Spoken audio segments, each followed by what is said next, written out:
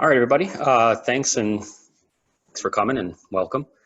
So today what I'm going to try to do is just give you basic skills and the basic knowledge that you're going to need in order to build a successful at-home training program. With that, my slide is not moving. There we go. So a little bit about me, real quick, in case you don't know who I am. My name is Tim Clifford. I'm a certified strength and conditioning specialist, and I'm also a certified professional tennis trainer. I've been the director of strength and conditioning for Centercourt Sports for almost 10 years now. Hopefully this will be my 10th summer camp coming up this year. My degree is in sports medicine and athletic training with a minor in strength and conditioning. And I've been in the field for about 15 years. So Centercourt 360, the section that I make up is obviously just one part of the whole thing. So make sure you're checking out the great presenters that are accompanying me. I believe there's one going on later tonight. I'm sure Matt can hit that later. General fitness highlights, what does fitness help you with? Obviously, it gives you stronger, healthier joints and muscles, increased cardiovascular health, relieves stress and can affect hormone levels, and decreases the chance of chronic health issues. So a week's overview of how to build a fitness routine. Having a plan is absolutely key. If you don't have a plan, you're going to be rudderless. So first off, identify what your goals are, whether it's weight loss, muscle gain, general fitness, or you're a Division I sports athlete. All of them need a goal. Once your goal is set, build your schedule. Stick to the schedule, repeat, and repeat. Those are the biggest things. So guidelines for a week's workout. General focus is going to be on athletics here. Obviously, we're an athletic company, but most of this stuff will go for everyday humans as well. 2 to 4 days of strength training with rest days between. This is paramount. I know a lot of the high school boys and stuff that I work with, they like to do workouts on their own as well. You need the rest days. When we're strength training, you're literally ripping your muscles apart. So it is with rest that we're actually making the gains. It's not in the gym. The gains are made at home. 2 to 3 days of conditioning. This is like cardio, interval training, speed workouts, agility drills, things like that. And then also 1 to 2 days of active rest. Active rest being your stretching, you're rolling, you're taking a leisurely bike ride, a walk, or something like that. So the anatomy of a strength day, what is this going to look like? And what will I need? So this link here is a part of a link that's in the chat right now, which is a whole folder that's going to be filled with workouts, equipment lists, and things like that. And that link right there, obviously you can't click on it, but it's going to take you directly to the equipment list, which is mainly bands, because we're in-home. If we don't have an in-home gym, we're going to be needing some ways to add resistance. Somebody silencing on the screen here. So what are the components of a workout?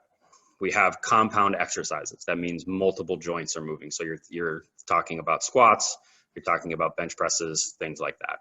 We have our simple exercises. This is one joint moving. It's your tricep push downs, your bicep curls, and things like that. We have lower body exercises, unilateral and bilateral, single leg or one leg. And then upper body exercises, unilateral, bilateral. Then within the upper body, we have pressing and pulling. Those are the two main functions of the arms. You're either going to press something or you're going to pull something. And then additionally, obviously, we have our core exercises, which are very, very important. So guidelines to building a workout at home. Start with compound motions and then go to simple. Always want to start more complex and get simpler as we go.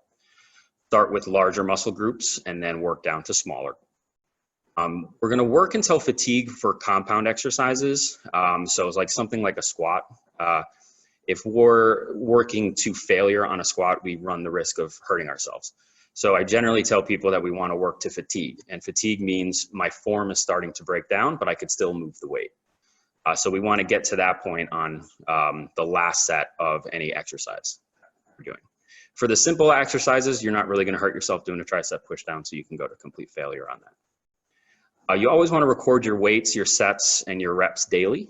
Now, the next thing I'm going to say is going to seem contradictory, but I'll try to explain myself. And sets and reps do not matter, just hard. And it sounds contradictory, but what I'm talking about is if we say we're doing a set of squats and I did 10 reps at 150 pounds, that's great. It does not affect my body too much for general purposes if I did 2 reps and 5 sets. So the sets and reps don't matter too much as long as the work is hard. So if I'm working to fatigue on a set of 10 reps, it's just as good as working to fatigue on a set of 5 reps or 2 reps or 3 reps, whatever it really is. For most people, you know, we can get into stuff later in different discussions, getting really down into why sets and reps can matter for certain people. For most people, it really doesn't matter. Just make sure you're working hard. And the workout should last anywhere between 20 to 45 minutes. If your son or daughter goes to the gym for an hour and a half, they're wasting most of their time there. So a basic example, and this is actually the workout that is in the folder that you can click on again in the notes. This is just a basic in-home workout that you can do with minimal equipment, just a couple of bands, maybe some dumbbells, and you're pretty much good to go. So this is a total body workout. I generally like a total body workout rather than splitting it up into different sections like doing upper body one day or delts one day. I like to get everything done all together. It's just it's a better overall workout for you. So let's run through this really quick, and the next slide you'll see a video of me doing all of these. We have a reverse lunge, which is our lower body compound, and it's unilateral, meaning it's using one side. It's technically bilateral, but focus should be on the front leg. We have a donkey kick, which again is a lower body compound, and it is unilateral. We're just using one side. Our basic push-up, which is upper body compound, multiple joints moving, and that's bilateral. Both arms are working. Banded row is an upper body compound again, and it's bilateral. And I'm listing this stuff out just because I want to try to start to have people educated on what the motions are and why when we start later down the road, when I start to play with these variables, you know, we're doing unilateral focus 1 month for upper body or unilateral focus for lower body. These are the variables that we change as strength and conditioning coaches to affect better progression and better change within our athletes. After the banded row, we're obviously going to go into the plank, which is one of our core exercises, and then a pull-off press with 3 reps at 5 seconds, and you'll see what that exercise is in a second here. We could do anywhere from 3 to 4 working sets of running through that. You can do it reverse lunge for 4 sets straight, or you can run through it as a circuit.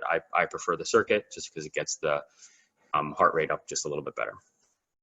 And we're working to fatigue somewhere around 10 to 12 reps. And for core, we always want to work to fatigue. We never want to work to failure on core. Core exercises are very closely correlated with your back, and we never want to overload that and cause any sort of pain in the back area. So let's see if this video will play.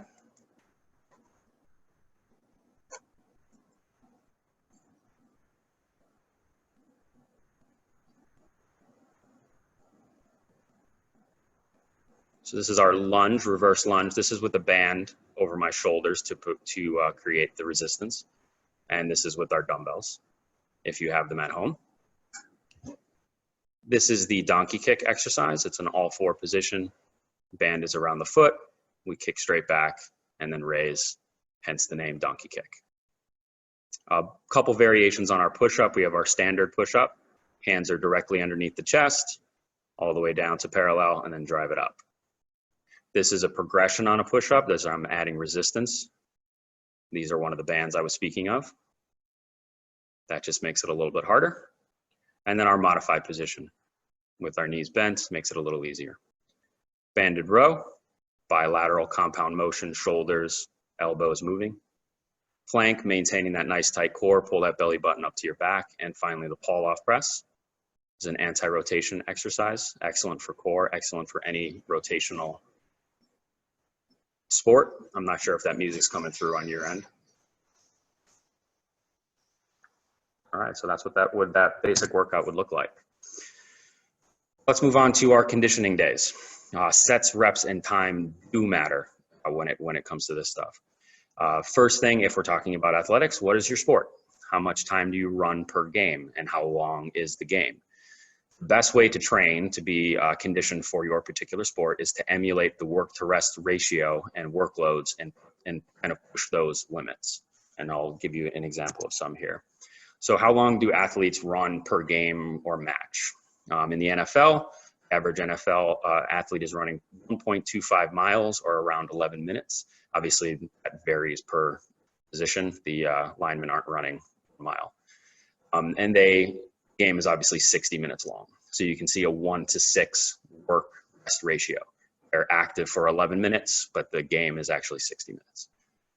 Tennis, they're running somewhere around 3 miles, or they're active for around 30 minutes. Average match is somewhere around 3 hours for men, hour and a half for female.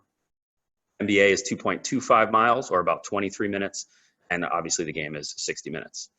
MLB, I know Matt was laughing at this one before with me, as I was a baseball player as well. We run 0.0375 miles in a game, and the average game is 3 hours, and I think most of that is running from the dugout.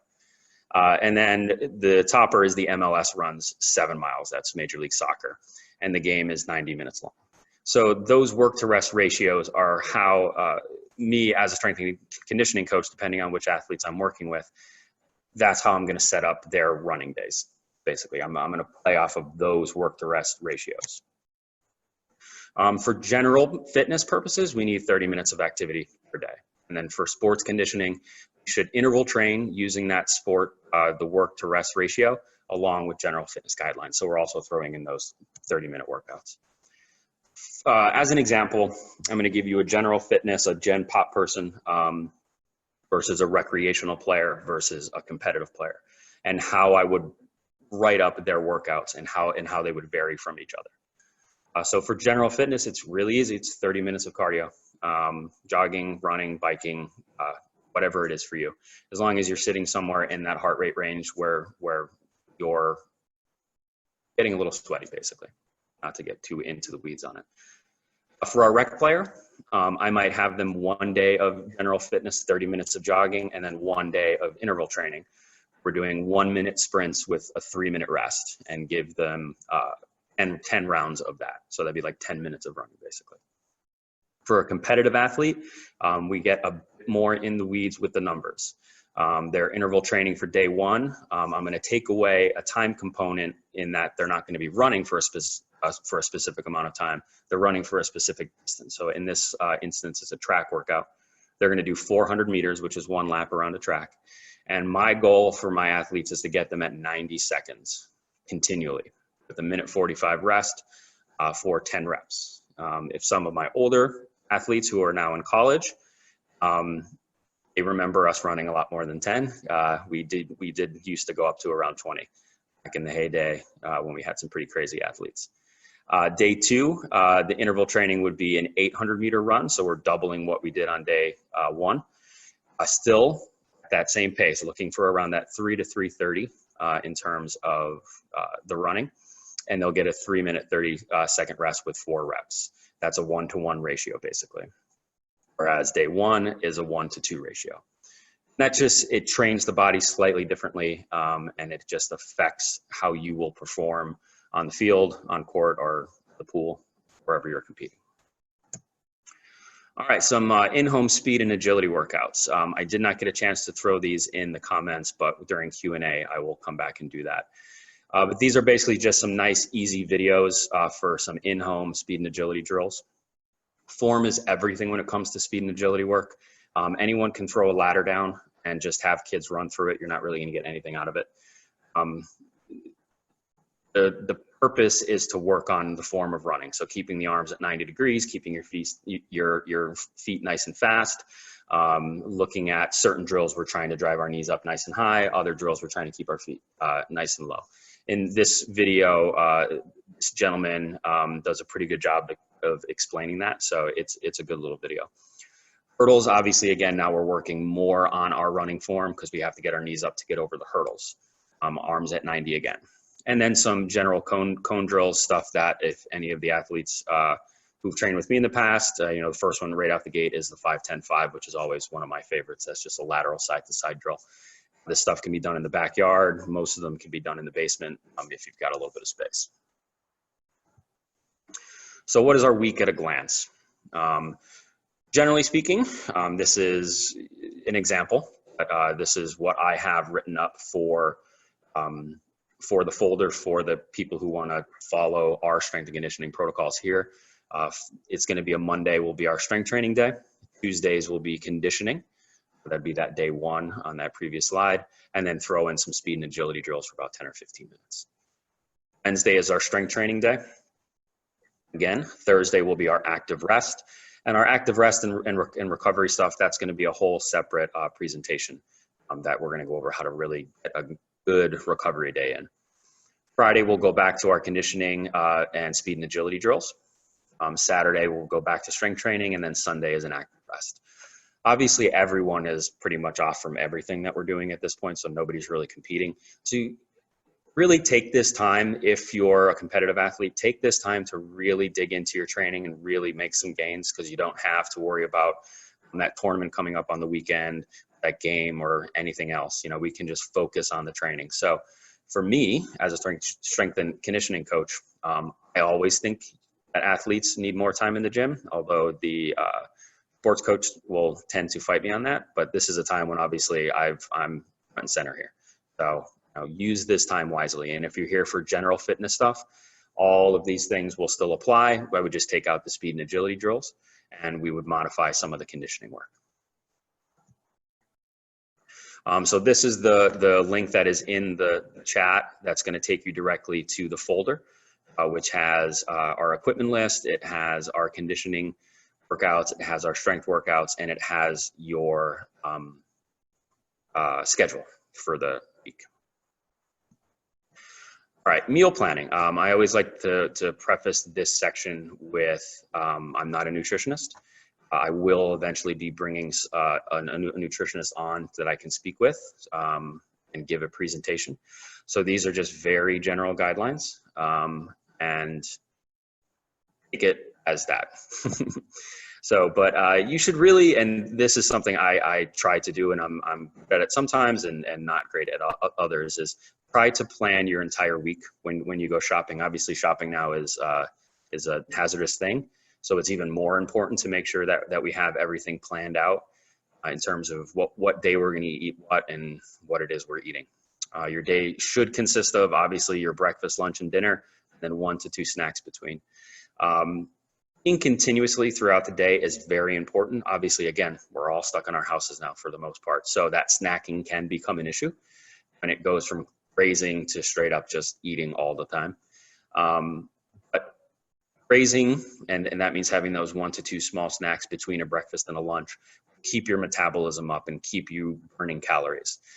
So you'll actually burn more calories just by having that snack between the breakfast and lunch than you would if you had skipped that snack of 100 or 200 calories or something like that.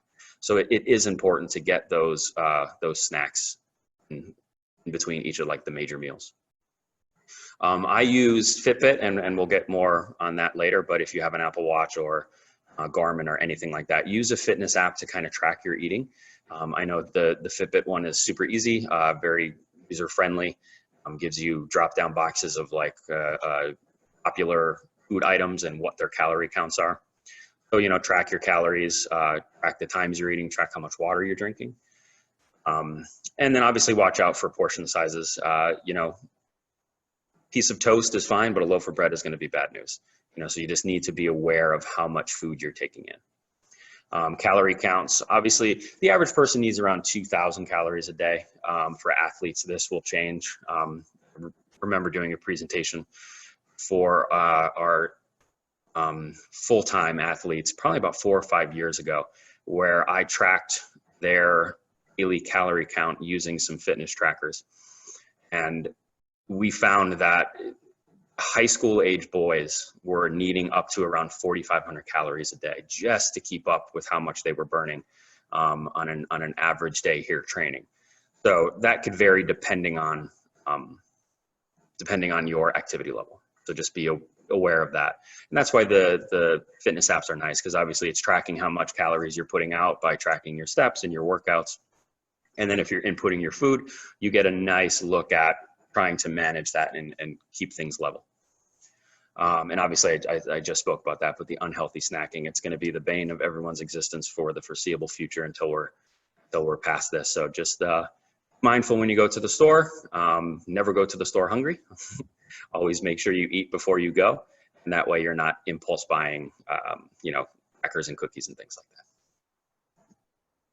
All right, so general options for breakfast. Breakfast, it's the most important meal of the day for a reason. It gets the metabolism started. It gets your body going. You need to have breakfast. So some bases, some things that you can look at: your oatmeals, healthy cereals, nothing with loops in the name, or eggs or egg whites, and then whole grain toasts are always fine. Sides, you're looking at your fresh fruits, your yogurts, and things like granolas. I was looking at just some Men's Magazine like healthy breakfast stuff, and I was going to add a few, but I mean, you guys can go and look at that on your own. They have a lot of very good ideas. So for lunch, lunch should consist of lean proteins and a little bit of carbs. Obviously, your lean chicken or pork is a great way to go. Steak, we can do that occasionally. Same thing when we get to dinner. We want to limit the red meat as much as possible, just because of its effects on our heart. Healthy soups is always a great option for lunch, and avoid anything that has cream in it. Anything that says creamy this, steer aside of that. Sides for lunch, obviously salads with fresh ingredients. Throwing the meat into the salad is always a great option. Your rices, maybe some whole grain pastas and some whole grain breads if you're going to do like a small sandwich or something like that. Dinner is usually the largest meal of the day, but always be mindful of those portion sizes and make sure you're getting those snacks in between dinner, because if you come into dinner super hungry, you're more likely to overeat. Your mains, you're looking at your lean meats and your pastas, and sides, rices, quinoas, and obviously fresh vegetables. Snacking, we should have 2 to 3 snacks per day. I say two snacks between lunch and breakfast, and another 2 snacks between lunch and dinner was my general guidelines for our athletes training here. Some great options for our snacking: looking at your granolas, your yogurts, fresh fruit, or dried fruit. Raw veggies, I know my girls absolutely love raw veggies. Mixed nuts or regular nuts if you're not allergic, and rice cakes, which is one of my favorites. All right, so as we come to the end here, the call to action, what should you be doing starting today? And I think our number one thing is going to be setting those goals. Once you set your goals, you'll set your schedule and stick to your schedule. And again, we're in crazy uncertain times right now, but having a schedule, sticking to that schedule is extremely important. I have 2 kids at home, and we're doing the online schooling thing now.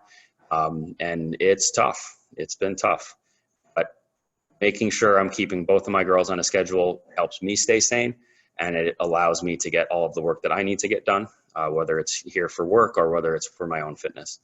So we have a schedule, and we have been sticking to it as best we can. And it just makes things easier. If you don't know what you're supposed to be doing at any given time, chances are you're going to end up doing nothing. Track your progress. Progress tracking is going to be the topic of my next talk next week, which is how do we progress the weights that we're doing? How do we progress the running that we're doing? And what does that look like over time? Because obviously there's ceiling to all of this when it comes to progression. We're not gonna doing deadlifts and adding weight continuously for the rest of our lives, right? We have a physical limit that we're gonna hit. So we'll talk next week about all of the different variables. I spoke briefly about it before, but all of the different variables that we can play with to make our strength training more productive, and all of the different variables within our conditioning work that we can mess around with those and increase our fitness levels. Again, I mean, former athletes of mine know that conditioning days were always my favorite, because that's when I got to mess with their heads as much as possible and push them as hard as they could. And there's nothing like seeing a young athlete really push past their limits. So for strength training, we're going to be tracking our weights, our sets, and our reps, and check for progress. Obviously, I told you sets and reps don't matter, but we spoke about how it compares to the previous workout is what matters. If we did 10 reps last week, we want to try to be getting up to 11, 12 reps this week. Conditioning, we're going to track our times, the number of reps we're doing, and our total distance. Speed and agility drills, you can track your best time for like a particular drill, whether it's the 5-10-5, you know, give yourself 10 goes at the 5-10-5 and, you know, track your best time. Or you can track all 10 and take an average and then see over time, does that become better? And obviously, please feel free to check in with me. Email me. This is my email address here. It's just tim@centercourtclub.com. And what I would want to hear from you guys is basically, if you choose not to do our workouts, what workout are you doing? Do you have questions about what that workout should look like? You know, refer back. Obviously, this will be recorded and put up somewhere. I'm not sure, actually, Matt, but it will be somewhere that you can go back and look at this. And even if you don't use the workouts that are in that folder, you can check out the folder and just get some ideas, basically. And for those dedicated to progress starting this week, I'd like those who want to send me the workouts you put together, track all of your sets, reps, and times, send those to me, and we can talk about how to progress as we go. And you can also choose to follow the plan. Like I said, that is in that Google Drive. I'll be updating that every 2 weeks. So there'll be new workouts, there'll be new conditioning stuff. I'll play around with some of the recovery stuff as we get closer to that presentation, which I think will be week 3. And I've also created a Centercourt 360 group for anyone who uses Fitbit. You can find a sign-up sheet with the link. The link is in the notes for that one. And if you want to sign up and have a friendly competition with me, see who's the most active throughout the week, I'd be happy to have as many people on as possible, and we can just have some fun with it. I think last week I checked, I did 118,000 steps in the week. just trying to keep myself busy out there. And that'll be the end for me today. So let's open it up for some Q&A.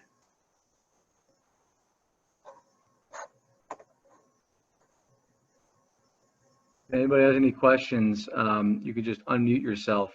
We can kind of talk live, or again, if nobody has anything right now, if something comes up, just make sure you get in touch with Tim. We are going to be emailing out this recording, so you'll have all this to reference back to. Tim, one question that I had that maybe some other people may wonder too is, are there any good fitness apps out there that you'd recommend? Like, for instance, I know Peloton did the 90-day free trial. Do you recommend those? Do you anything specific that you like?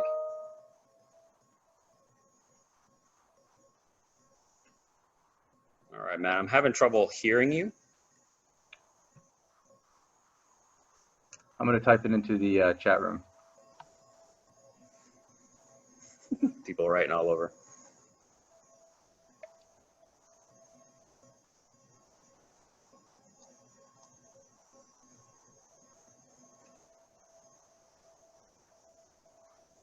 Check the chat. Any good fitness apps? Like I said, I use Fitbit, which I personally like.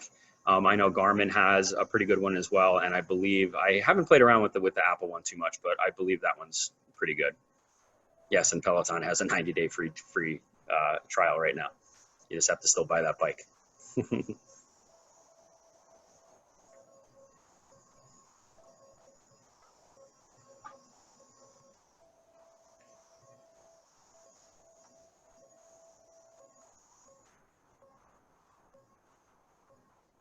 All right, so it looks like we don't have too many more questions coming in. And basically what I would like to end with is keep in touch. If you want to sign up for the friendly challenge, feel free to do that. I'll add anyone who puts their email address in that file. And everyone just stay healthy, wash your hands, try to stay inside as much as possible. And I look forward to seeing everybody next week. All right, thanks everybody. Take care.